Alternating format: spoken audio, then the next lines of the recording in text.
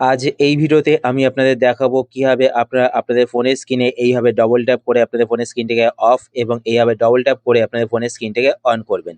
এই সেটিংসটি করার ফলে কি হবে, আপনাদের ফোনের পাওয়ার ব্যাংকটিকে বারবার চাপতে হবে না এবং আপনাদের ফোনের পাওয়ার ব্যাংকটি কিন্তু কোনোদিনও খারাপ হবে না।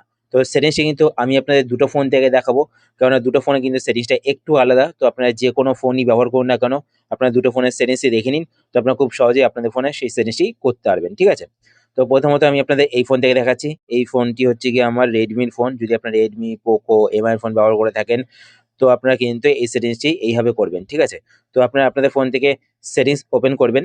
সেটিংস ওপেন করার পরে এবার আপনারা এখানে একটি অপশন দেখতে পাবেন, একটু নিচের দিকে আসলেই লক স্ক্রিন। তারপর লক স্ক্রিনে এই অপশনটিতে ক্লিক করবেন।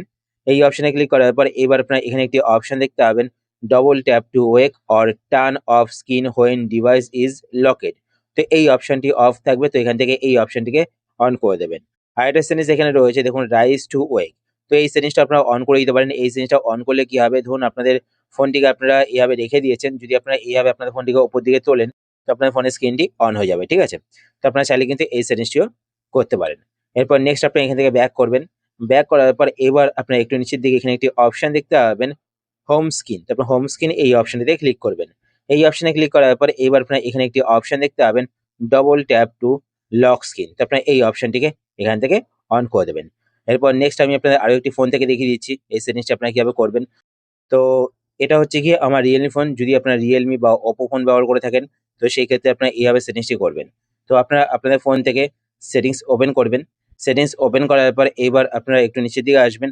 নিচের দিকে আসার পর এখানে আপনি একটি অপশন দেখতে পাবেন, home screen and lock screen. তো আপনারা এই অপশনটিতে ক্লিক করবেন।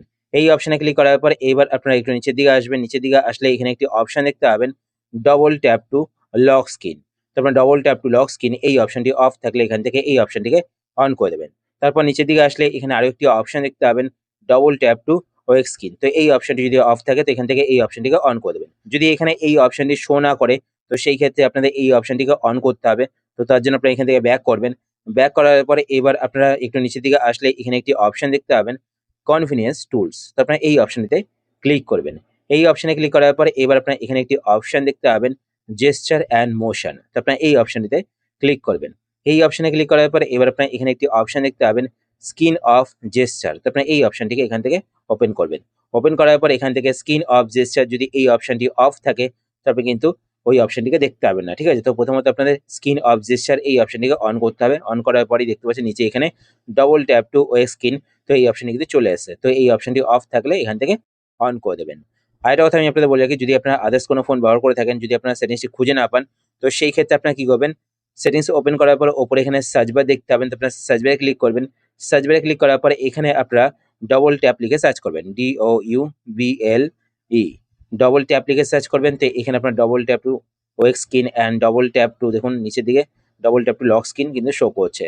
তো এইভাবে কিন্তু আপনারা খুঁজে বার করতে পারেন। তো আশা করছি আজকের ভিডিও আপনাদের হেল্পফুল হয়েছে। যদি হেল্পফুল হয়ে থাকে তাহলে অবশ্যই লাইক করে দেবেন। আর আপনারা যদি এই চ্যানেলে নতুন হয়ে থাকেন, তো চ্যানেলকে সাবস্ক্রাইব করে পাশে বেল আইকনটি কল করে রাখবেন এরকম নতুন নতুন ইন্টারেস্টিং ভিডিও নোটিফিকেশন পেতে। তো আজকের মতো এই পর্যন্তই। আবার দেখা হবে আপনার সাথে নতুন একটি ভিডিওতে। তো টাটা, সবাই ভালো থাকবেন।